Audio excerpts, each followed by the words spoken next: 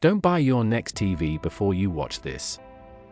People loved plasma TVs years ago, but now everyone is talking about OLED.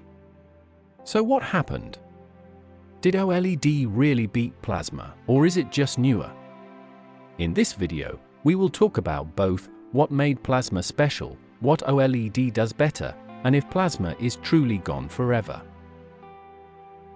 Before we start, can I kindly ask you to subscribe to this channel? We're on a mission to reach 50,000 subscribers, and your support truly means a lot. Every time you subscribe, like, or comment, it helps us bring you even more helpful tech videos like this one. I'd also love to hear from you. Please tell me what you think about this video in the comment section. Your feedback helps me know what to improve and what you want to see more of. And if you'd like to support this channel further, you can reach out through the email provided in the pinned comment below. Thank you so much. Stick with me, because I will explain everything in simple steps. We'll look at how each TV works, what each one is good at, what problems they have, and which one is better for movies, games, and everyday use in 2025. By the end, you will clearly know if it's time to upgrade. Let's start with plasma. Plasma TVs were very popular from around 2000 to 2014.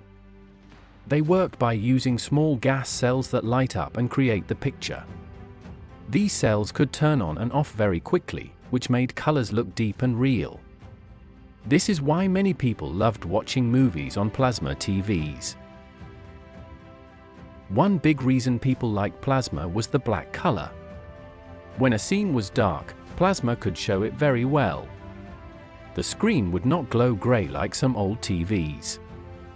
This made movies look closer to how they do in theaters. People who love film really enjoyed this. But plasma was not perfect. These TVs were heavy and thick. They used a lot of electricity and got very hot. If you left the same image on screen too long, like a logo or news ticker, it could burn into the screen permanently. That's called burn-in. Another problem was brightness. Plasma TVs were not very bright in sunny rooms. If you watched during the day or had windows nearby, it could be hard to see the screen clearly. So while they looked great in dark rooms, they struggled in bright places. Then OLED came. OLED stands for Organic Light Emitting Diode. These TVs are very thin and light. Like plasma, OLED can light up each pixel one by one. That means they also have amazing black levels and very rich colors. But they don't use gas like plasma. They use organic materials that glow when powered. OLED took everything good from plasma and made it better. It gave us deep blacks, wide viewing angles, rich colors, and great contrast. But it fixed the problems. OLED TVs are thin, don't use too much power, and don't get very hot. People were scared of OLED at first because they heard it could burn in like plasma. That used to be true, but now brands like LG and Sony have added new features like pixel shifting and screen refresh. These tools stop burn-in and keep the screen looking fresh for years. One area OLED really wins is gaming. Plasma was okay, but OLED is super fast. It has 120 Hz refresh rates, very low input lag, and sharp motion. Whether you're playing fast racing games or first-person shooters, OLED keeps up without any blur. OLED is also better for streaming. Most new movies and shows are made for 4K HDR. OLED handles HDR very well, the bright parts are really bright, and the dark parts stay dark. This makes shows on Netflix, Disney+, or YouTube look amazing. And let's talk about brightness again. OLEDs today are much brighter than they were years ago. New technologies like MLA, micro-lens array, help make OLED screens brighter without using more power. Now, even in sunny rooms, OLED stays clear and colorful. Now for the prices. OLEDs used to be very expensive. In 2015, a good 55-inch OLED cost more than $4,000. But today, you can get a great 55-inch OLED for under $1,000.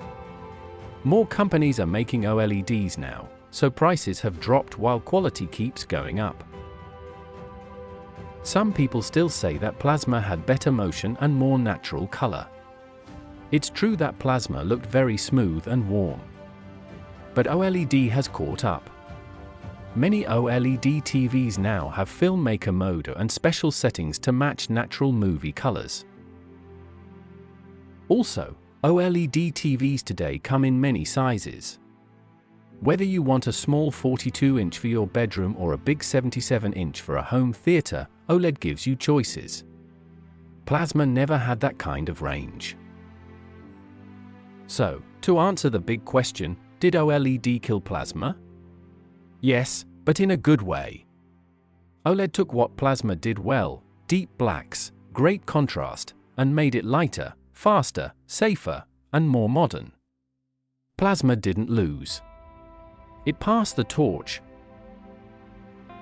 If you still have a plasma TV, you can enjoy it.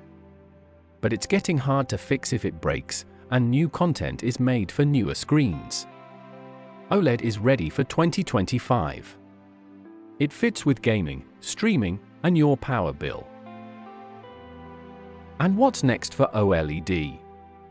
It's still improving. New versions like QD-OLED and MLA OLED are coming out with even better colors, higher brightness, and longer life. Plasma had a strong run, but OLED is just getting started.